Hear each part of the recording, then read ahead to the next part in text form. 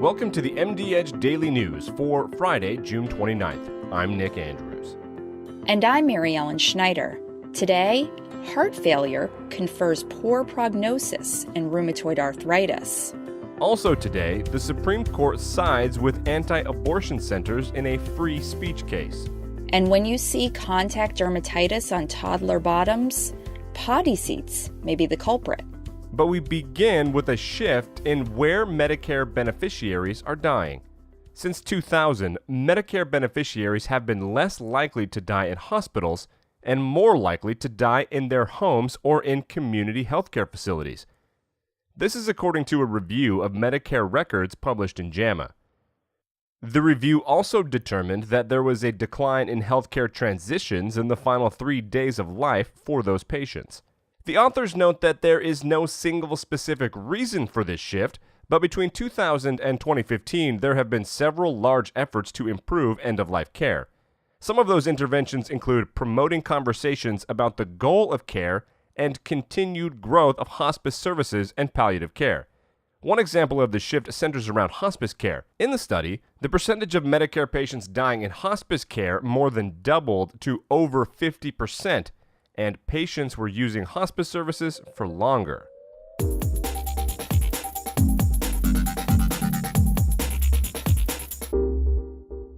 Heart failure plus rheumatoid arthritis equals poor prognosis. This is according to the results of the German registry study called RABBIT. 1/3 of about 400 patients with both heart failure and rheumatoid arthritis needed hospital treatment or died over a 10-year period. The average time to hospitalization or death was about 3 years. The researchers report that around 1/3 of deaths were caused by infections, and about 1/3 were attributable to cardiovascular causes. Of the cardiovascular deaths, more than half were attributed to the patient's heart failure. Not including heart failure or rheumatoid arthritis, patients who experienced an adverse event had an average of more than 6 comorbidities, which was one more than those who did not have an event. These additional comorbidities included hypertension, coronary artery disease, diabetes, chronic renal disease, and osteoporosis. Dr. Yvette Meisner of the German Rheumatism Research Center says that if patients are not effectively treated for rheumatoid arthritis, there might be other consequences, like deterioration of heart failure or death.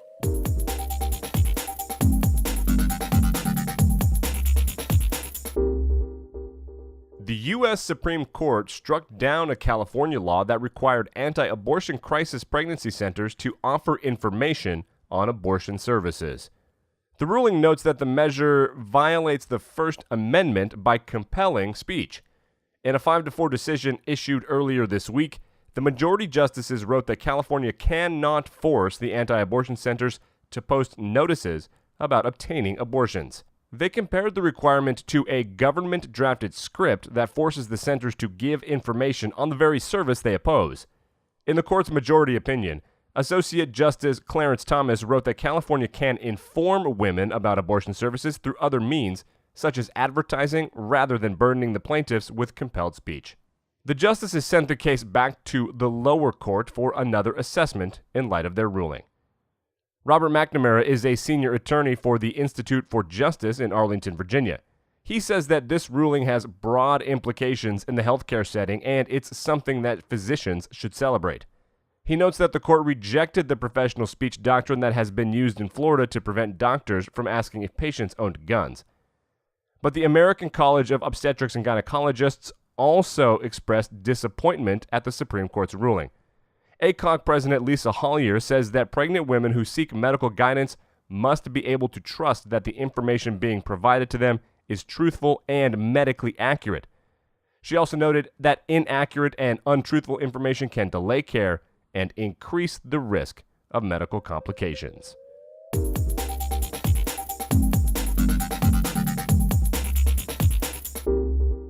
And finally today, potty training may be to blame in toddlers presenting with pruritic rash on their buttocks and upper thighs. In these cases, Dr. Claire Dorfman says that you should be on alert for contact dermatitis. She also says that allergic contact dermatitis to toilet seats is becoming increasingly common. In a case published in the Journal of Pediatric Dermatology, researchers report about a 3-year-old white boy with a 6-month history of pruritic rash on his buttocks. The boy received low-potency topical corticosteroids, as well as topical antibiotic and antifungal agents. Following the purchase of a new potty seat through an online retailer, the child's mother discovered a number of consumer product reviews that detailed similar complaints.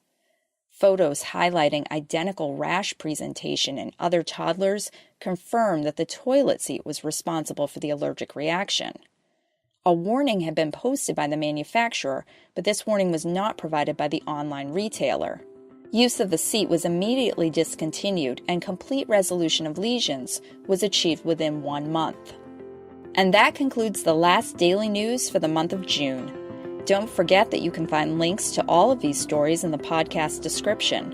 For MD Edge, I'm Mary Ellen Schneider. And I'm Nick Andrews. You can make the daily news a part of your morning routine by subscribing on Stitcher, iTunes, or wherever podcasts are found.